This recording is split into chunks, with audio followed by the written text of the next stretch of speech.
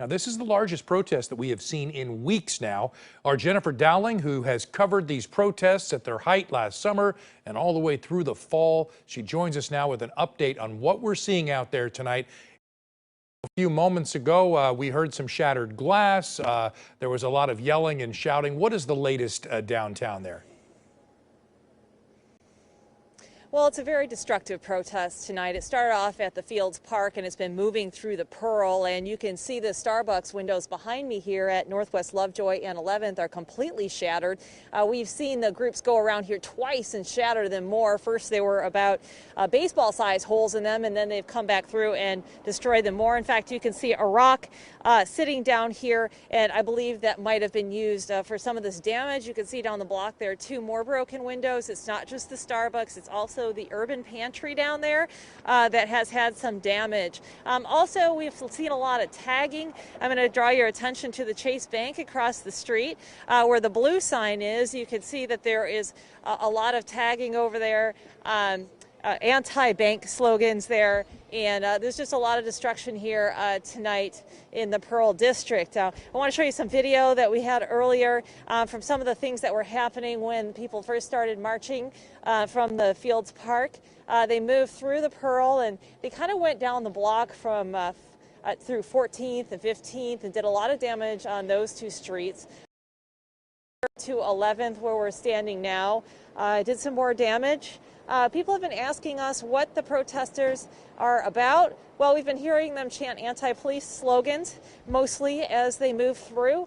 We've also heard residents who have been yelling at them to go home. So the people in the Pearl District who don't like what they're seeing have been yelling from their balconies for people to leave and to stop damaging the property in the Pearl and damaging the city. So we've seen a lot of action here already tonight, and the groups remain at large.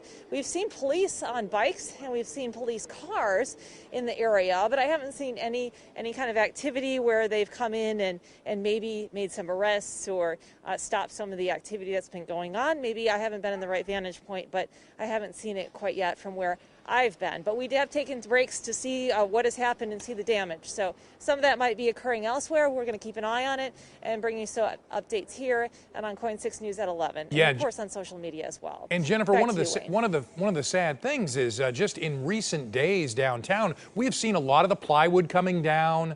Everything was starting to turn to normal. People are getting more confident, going out, doing things downtown, and then you have something like this right there in the Pearl District. It must be very, very shocking and alarming to the people who live there.